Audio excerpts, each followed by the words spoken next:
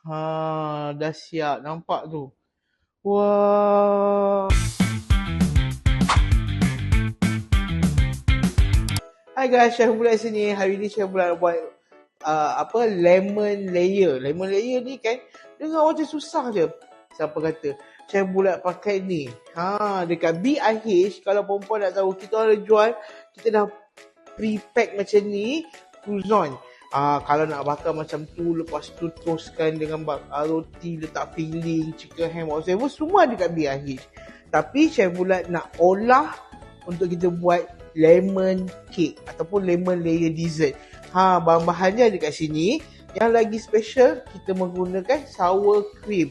Sour cream ni dia naikkan lagi bau lemon dan juga dia akan rasa lemak-lemak macam kita buat cheesecake lah.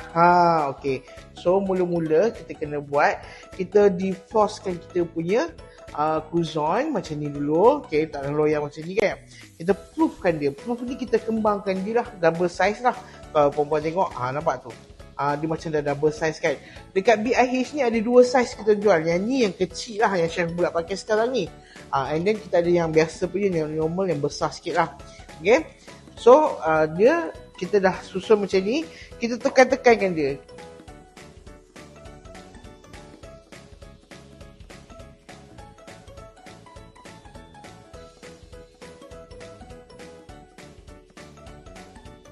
Kita akan bakar dalam suhu 180, 8 ke 10 minit.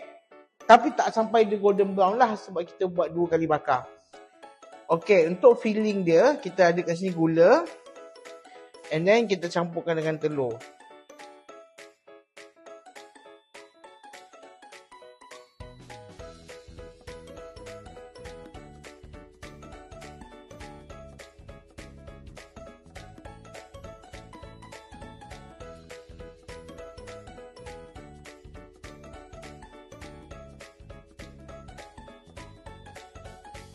Okay, bila yang ni dah siap, bakar separuh ni, separuh bakar, dia tak golden brown sangat, kita boleh masukkan filling lah.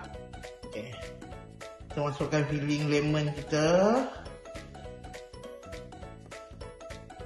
Okay, dan kita akan sambung bakar dia. Suhu kali ni lain lah. Tadi 180, tapi yang ni kita akan bakar dia 170. Tapi timing dia lama sikit lah. Timing dia 20 minit lah. 20 ke 25 minit. Okay, kita rata-ratakan lah.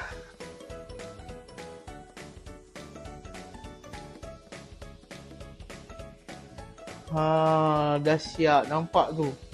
Wah, first time yang tengok croissant macam ni kan. Okay, sekarang kita akan sejukkan. Nanti Syah Bulat akan potong dan kita tengok macam mana rasa dia. Kita letakkan snow powder. Barulah cantik kita punya lemon croissant slice ni. So dia macam snowy macam tu kan.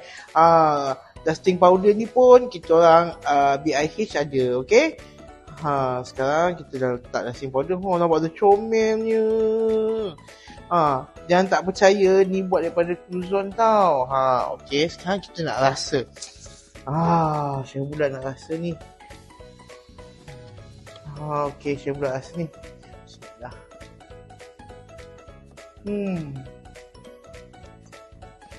Buttery lemon ni dengan sour creamnya, rasa fresh. Sedap. Perempuan kena cuba. Rasa fresh sangat. So, apa tunggu lagi? Cuba resepi ni, datang BIH, ambil barang-barang kat sini dan follow, like, komen. Tunggu apa next BIH nak buat.